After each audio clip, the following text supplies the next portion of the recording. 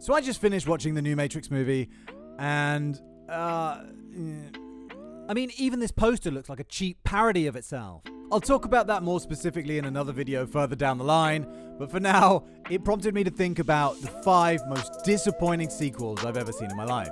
There's nothing worse than getting your hopes up sky high, your eyes gleaming with innocence and joy, only to be bashed in the back of the head with a fist-sized dose of crushing disappointment. So pick up your nutsacks, grab your fanny flaps, or whatever else it is you got going on down there, and let's dive right in with number 5, The Phantom Menace. Now, this movie has grown on me over the years, mainly because of the ever-dropping standard of the franchise, Mandalorian excluded, that is.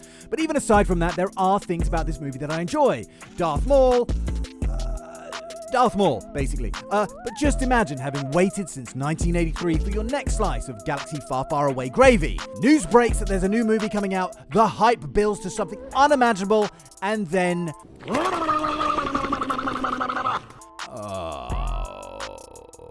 So no matter my feelings about the movie now, back then, crushing disappoints.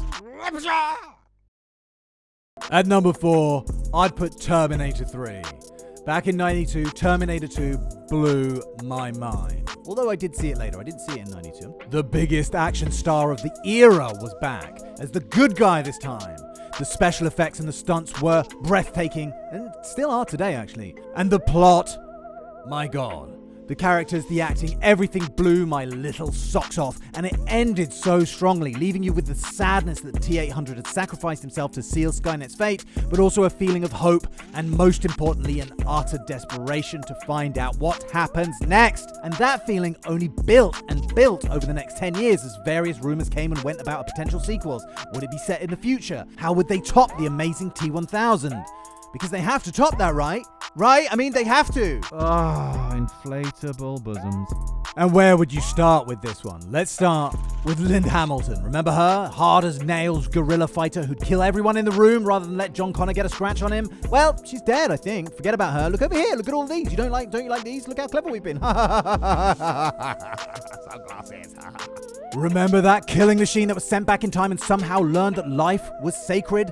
Like, they must have thought that the previous 2 movies took themselves too seriously or something, because rather than treat this one seriously and with respect, they put in a load of goofy humor. My best guess is that they thought, well, T2 had moments of brevity, let's do that. But in T2, it's all in the context of the world they're living in, and this feels like it's purely for the audience's sake.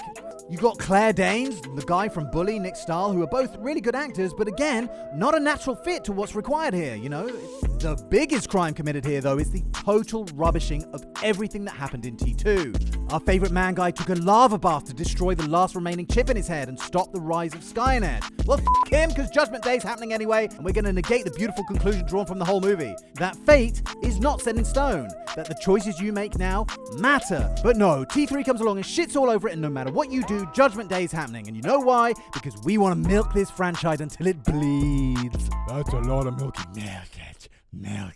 The one positive I can give you about T3 is that, in hindsight, and considering the level the franchise is at now, you can go back and watch it, and it doesn't seem quite that bad. And me, that's depressing. Number 3, and I'm pretty sure this would be controversial if anyone actually watched this video, which they won't, so I can say whatever the one, is Alien 3. Now, there is a lot of love for Alien 3 out there, and I can understand many of those points of view. But this video isn't about how good or bad a film is, it's about how it stacks up against what came before it. And part of me hates to say that Alien 2 was so good, so immersive, so atmospheric, just near perfect in my view, arguably surpassing the masterpiece that is Alien, that there was never any way to follow that up.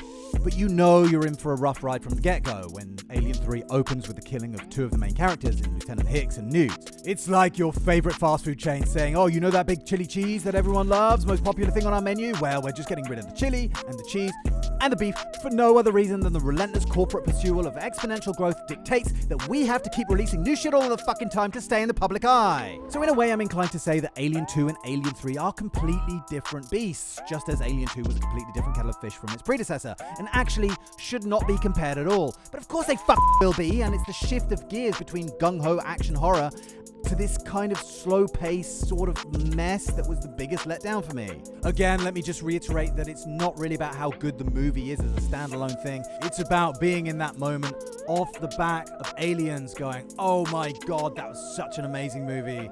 And then going into this and...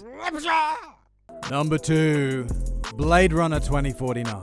Now, the first thing I want to say is that I've always said I need to rewatch this movie because I'm sure there is some genius in here somewhere.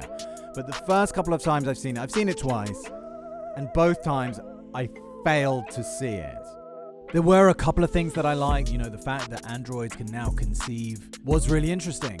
But overall, I thought the pacing was weird. There were bits that were treated like they were supposed to be twists, but that you knew already. Like the whole movie is him suspecting that he is actually human, and then the big twist is that he realizes that he's not, that he is a replicant. And it's like, is that it? Is that the twist? Who didn't work that out? The whole third act, instead of being like a riveting climax, was just sort of unengaging, and I was a bit disconnected, and I found myself looking at my phone and stuff. But again, knowing this director, I refuse to believe that that's all there was to this movie. Like, what did I miss? So again, gonna watch it again. But needless to say, crushing disappoints. And at number 1, The Matrix Reloaded. Remember this? Well, not only was this an amazing way to wrap up this neo-noir, down the rabbit hole, kung fu fucking anime genius story, it was also the ultimate way to leave you wanting more. And 10 years later, we got it. And it's not that it was absolutely terrible, because as I've said before, over the years, I have found things that I've liked about this movie. But it was just not even in the same league as its predecessor. We did get a couple of admittedly amazing set pieces, like the fight on the stairwell was incredible, the motorway chase was fucking fantastic. But we also got a load more pretentious bullshit in there as well. We are all victims of causality. I drink too much wine. I must take a piece. Oh, he's so clever. Like, they really went to town on the fact that Neo was Jesus. And there was a whole load of themes about God versus the devil. Loads of talk about the nature of the universe. The worst offender being this fucker who can make women come just by flicking his eyebrows. Like, the first time Neo walks in, he's like, you know why we're here. And this guy goes, yes, but do you? And it's like, yes.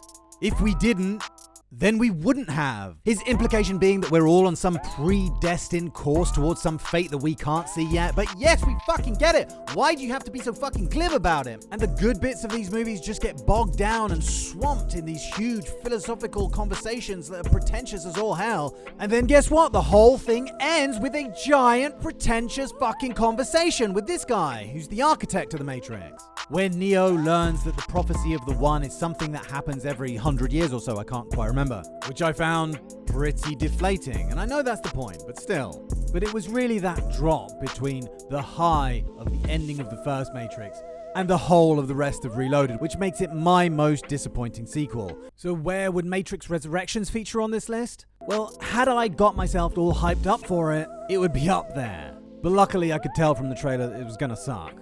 So I didn't. And as such, not that much of a disappointment. But a terrible movie though. Let me know which sequels have disappointed you the most in the comments below, and I will see you very soon for the next one. Thank you very much for watching, and cheerio, bye!